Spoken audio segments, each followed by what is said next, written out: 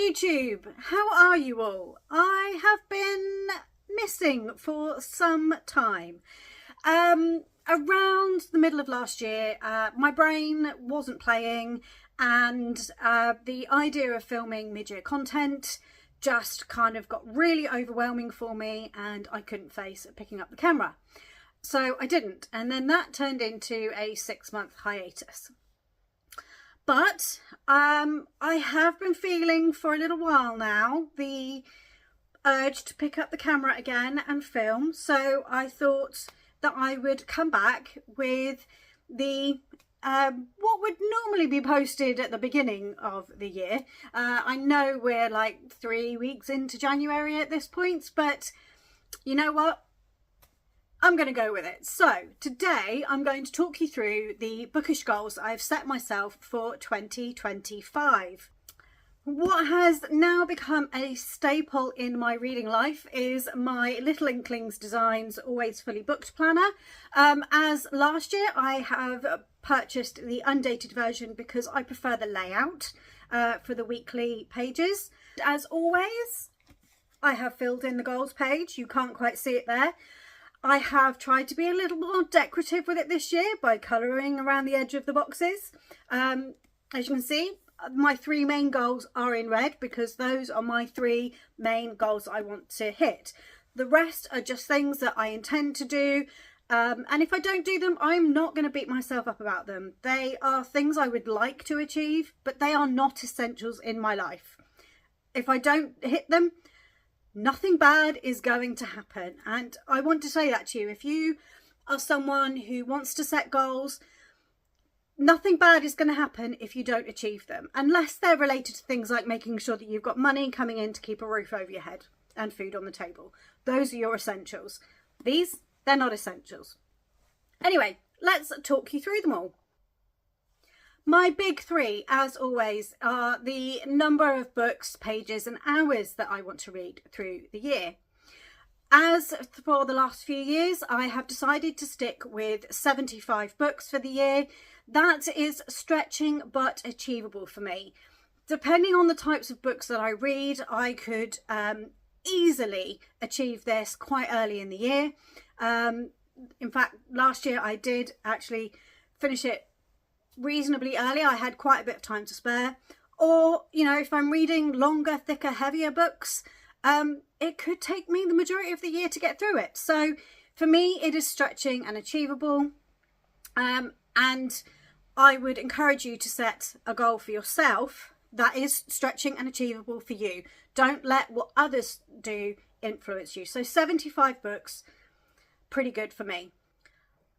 Now, this year, I have chosen to increase the number of pages I want to read this year. And that is based on the stats that I've been seeing over the last few years, especially as I've been using Storygraph, which is a lot more accurate for me than Goodreads in terms of page tracking. And this year I've decided to increase it to 30,000. Now, the last few years I have hit 30,000 plus. Again, 30,000 I think is stretching but achievable within the sorts of books that I read. I mean, I read anything from 200-300 page romances to 700-800, in some cases 1,000-page fantasy novels. So it's much of a muchness. So I'm fairly certain that I can quite easily achieve 30,000 again. But if I don't, nothing's bad's going to happen. And then my final of my big 3 is my audiobook hours. Now, I've decided not to increase that one this year. I have decided to go with 100 hours again. Audiobooks are not something I tend to reach for. I don't find listening to stories as entertaining as reading them. And if you've been following my channel or you've seen any of my previous videos where I've done tags and I've talked about becoming a reader, then you'll know that I have been a self-reader since I was a very, very small child. As soon as I could hold a book, I wanted to hold the book. I wanted to be the one reading. So being read to is not something that I have for a long time been good at enjoying. So I'm leaving it at 100 hours. I do have plenty of audiobooks that I can easily achieve that if I set my mind to it. I do try to borrow audiobooks from the library as well, so that I'm not increasing my audiobook library.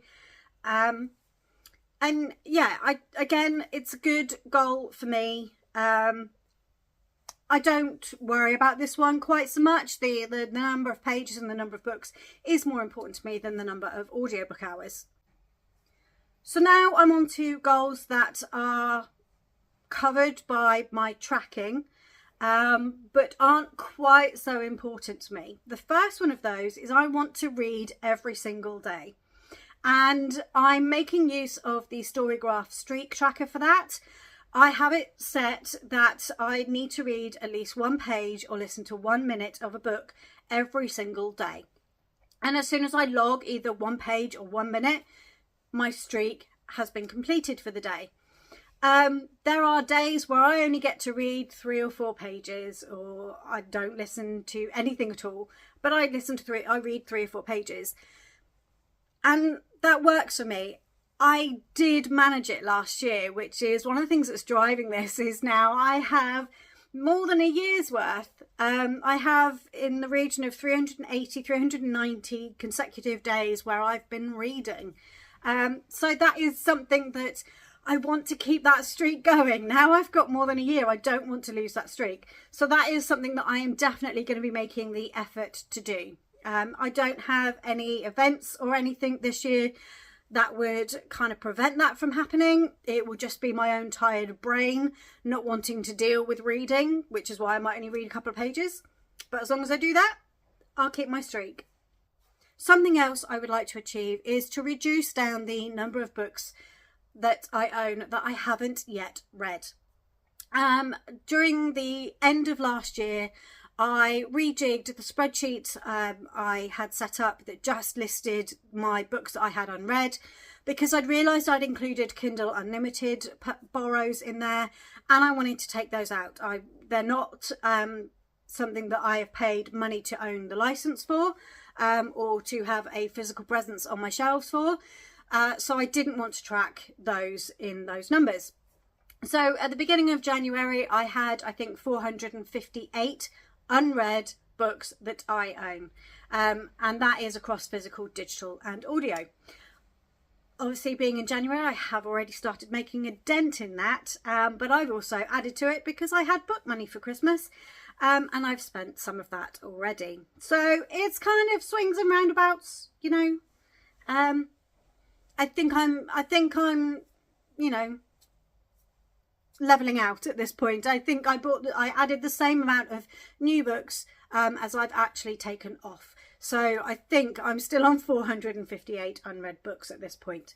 But yes, let's see how that goes through the year. I would like in the back of my brain to get below 400. If I end the year with 399 unread books on that spreadsheet, I'll be a happy girl.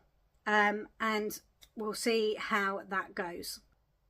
The next two are linked to reading the books that I own. The first of those is to keep using my library. I have started to increasingly look for books at the library. I kind of have been looking more things like continuing series that I've started that maybe I don't own the physical copy. And I don't really want to invest in any more ebooks. So I'm using the library. I'm trying to use the library for reading my book club books. And I'm kind of taking part in more than one book club this year. One unofficially, one officially. So again, I'm trying to use the library as much as I possibly can, because that also supports my local library service.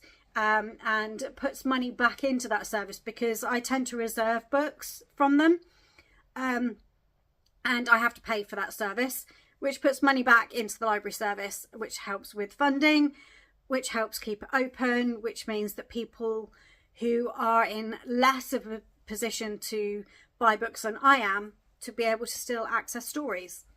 And the other one is be intentional with my book buying. Now, this is something that's been going on for a long time, and every year I get slightly better at it.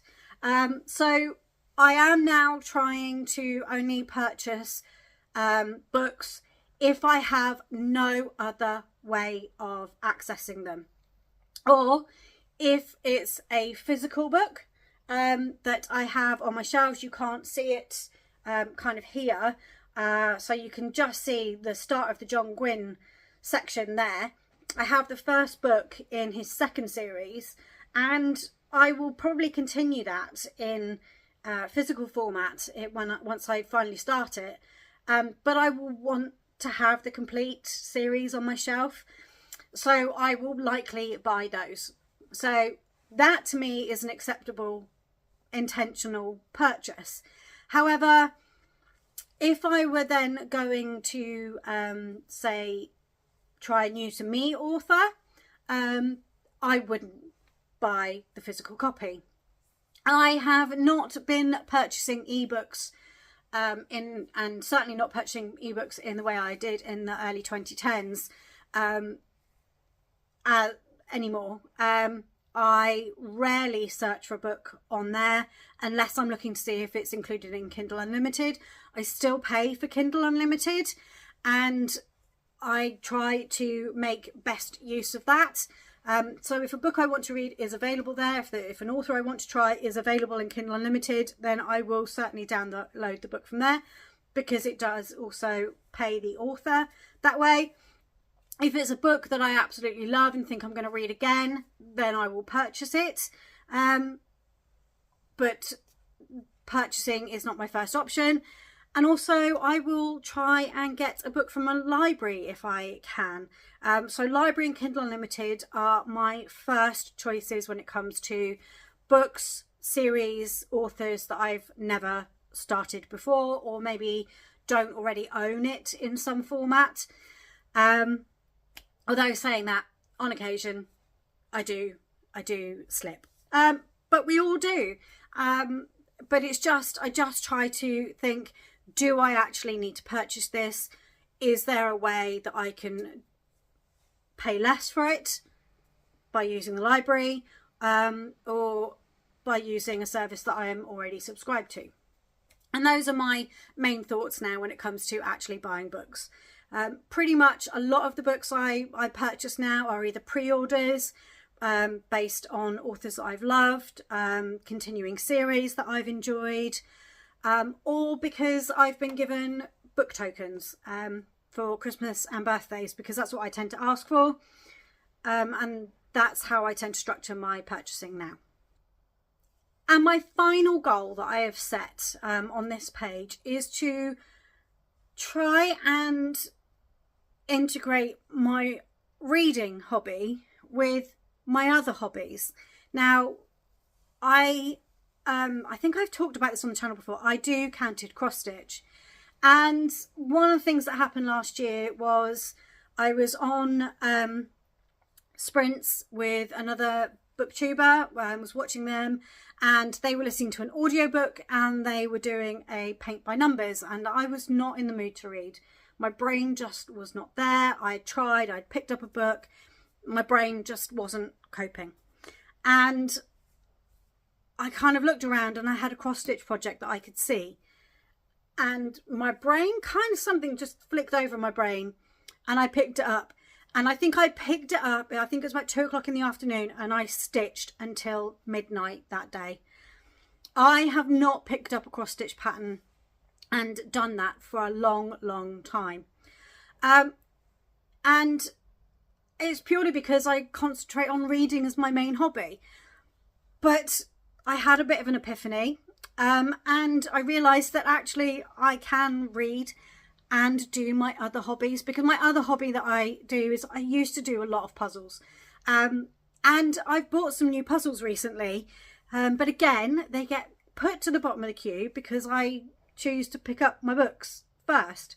So what I would like to do is, as part of my trying to achieve 100 hours of listening this year, I want to use the audiobooks to instead of putting the TV on and mindlessly scrolling through and rewatching a TV series as my background noise, put an audiobook going, listen to an audiobook, and just get myself caught up in a story and caught into a story while I'm also,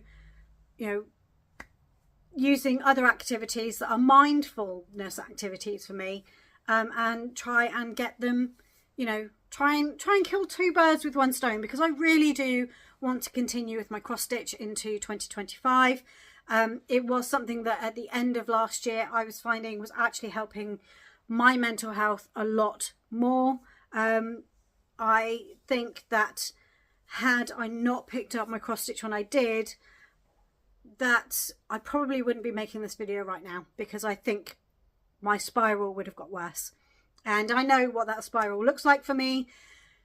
And believe me when I say I am still quite close to the top of the spiral instead of being deep down in it, and being very badly affected. So I need to start using audiobooks more and making the effort to listen to those and do my other hobbies at the same time.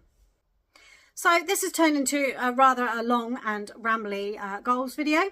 I know that lots of people have already set their goals and stated what they are, but if you've got some goals that you want to share, then please pop them in the comments down below. I'm always interested in seeing what everybody else is prioritising for the year, what they think for them is a priority. So yeah, it's been great sharing with you all again, and hopefully there will be more to come after this. So as always, I look forward to seeing you all in the next one. Bye.